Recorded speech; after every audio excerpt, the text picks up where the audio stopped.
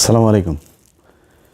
বাংলাদেশের সাবেক ক্রিকেটার তামিম ইকবাল, যিনি তার পুরো ক্যারিয়ারেই প্রতি মাসে অন্তত দু একবার নানান ধরনের নাটক করে আলোচনায় এসেছেন।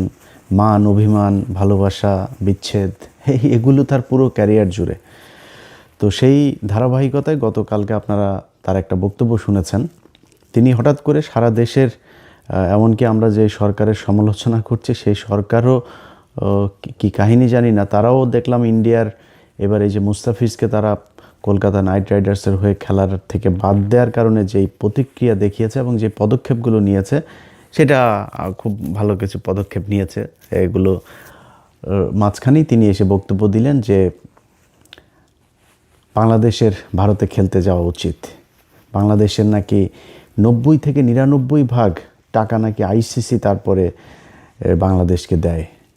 আপনারা এটার খুব সহজ হিসেবটা যেটা মিলাবেন সেটা হচ্ছে যে বাংলাদেশে যে ম্যাচগুলো হয় এগুলো বাংলাদেশের প্রতিটা দেশেরই ক্রিকেটের জন্য এই যে ম্যাচের যে ফি থেকে বোর্ডকে যে টাকাটা দেওয়া হয়, কিছুদিন আগে আপনারা জানেন যে পাকিস্তানে যখন ক্রিকেট হয়নি সেই দেশে, এই হোম ক্রিকেট বন্ধ থাকার কারণে সেই দেশের কিন্তু ক্রিকেটের বোর্ড যেটা, সেই পিসিবি কিন্তু দেউলিয়া হয়ে যাওয়ার মতো অবস্থা হয়েছিল। অর্থাৎ আইসিসি যদি সব দেশের 90 থেকে 99% টাকা দিত তাহলে পাকিস্তানের এই অবস্থা হইতো না। এই কথাটা পুরোপুরি মিথ্যা কথা।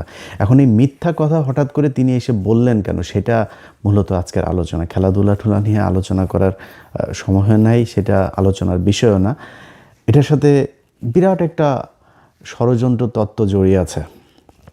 আপনাদের কি মনে হয় যে এই যে প্রথম আলো, এই যে ডেইলি স্টার, এই যে উদীচি, এই যে ছায়ানট, এরকম তাদের কিছু শাখা প্রশাখা আছে যেগুলো কিনা ভারতের হয়ে বাংলাদেশে কাজ করে, এরা দেখবেন কিছু হইলেই বাংলাদেশের এই যে ইসলামের বিরুদ্ধে, ইসলাম এবং 71 দুইটাকে সাংঘর্ষিক করে তারপরে এটা নিয়ে তারা নানান বক্তব্য দেশে দেখবেন যে হাজার হাজার ঘটনা ঘটে যাবে, কোনো সমস্যা নাই।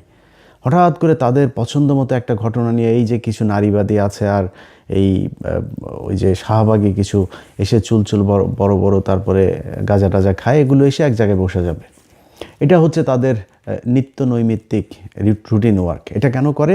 কারণ ওইখান থেকে টাকা পয়সা পায়, সেইটা পেয়েই তাদের একটা নির্দিষ্ট রুটিন করে দেওয়া আছে যে এই মাফিক তাদেরকে কাজ করতে হবে, এবং এই কাজগুলো কখন কি করতে হবে সেটাও কিন্তু ওই দেশের সরকার, ওই গোয়েন্দা সংস্থাই কিন্তু তাদেরকে ঠিক করে দেয়।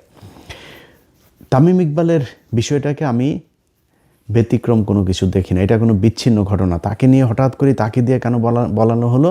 আমার ধারণা যে এই মুহূর্তে যদি মাশরাফি স্বাভাবিক অবস্থায় থাকতেন, সাকিব থাকতেন, যাদের ক্রিকেটে ব্যাপক জনপ্রিয়তা আছে, এই ধরনের কিছু মানুষ যদি থাকতেন তাহলে তাদেরকে দিয়ে বলাইতো। তো মন্দের ভালো হিসাবে তামিম ইকবাল তিনি আছেন যেহেতু, তাকে দিয়ে কথাগুলো বলিয়েছে। আপনাদের কিছু জিনিস মাথায় রাখা দরকার।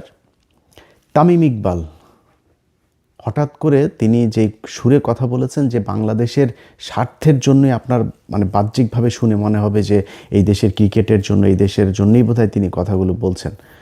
আচ্ছা, যদি মনে করেন বাংলাদেশের জন্যই ওনার ক্রিকেটের জন্য এত ভালোবাসা, এত প্রীতি নিয়ে উনি কথাগুলো বলবেন, আপনাদের মনে আছে যে ওনার কথা অনুযায়ী যে বাংলাদেশ যদি এখন বিশ্বকাপ খেলতে না যায় তাহলে বিশাল আকারের ক্ষতি হয়ে যাবে, 10 বছরের জন্য পিছিয়ে যাবে। এই ভারত বাংলাদেশকে এই 2016 থেকে 16-17 থেকে আপনি যদি কয়েকটা এশিয়া কাপ যদি আপনি চিন্তা করেন, বিশ্বকাপে এই ভারতের আম্পায়ার, 2টা এশিয়া কাপ তো আমরা জেতা, 2টা এশিয়া কাপকে তারা হারিয়েছে।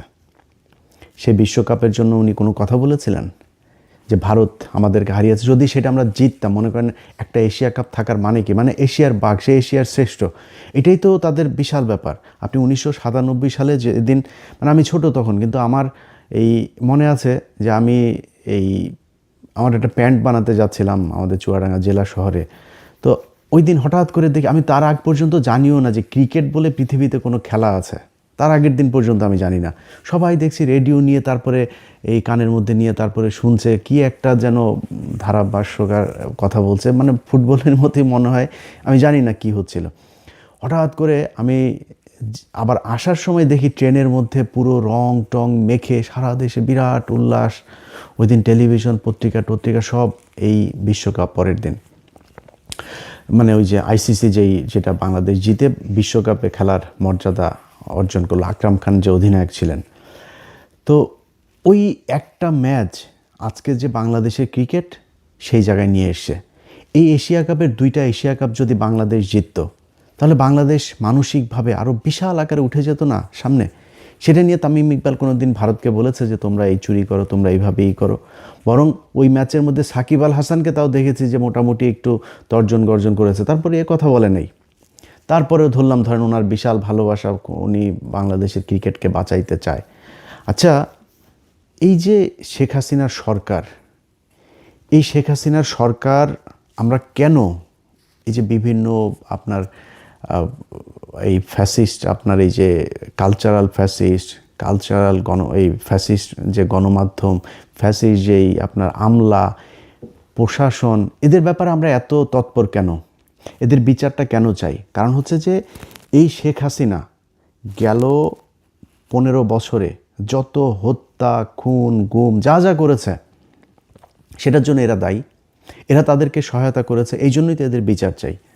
আচ্ছা, এবার আসেন আপনি 2018 সালের একটা নির্বাচন। 2014 সালে যাই হোক বিএনপি আসে নাই। আমি সত্যি কথা বলি, আমি সেদিন কাজে গিয়ে তারপরে বাথরুমে গিয়ে কান্না করেছি। মানে এত খারাপ লাগছিল 2018 সালের সেই নির্বাচনটার রাতে। আপনাদের তো রাত, আমাদের এখানে তখন সকাল। এত খারাপ লাগছিল যে এইভাবে মানুষের চোখের সামনে মানুষকে এইভাবে বোকা বানিয়ে এই নির্বাচনটা এরকম করা যায়।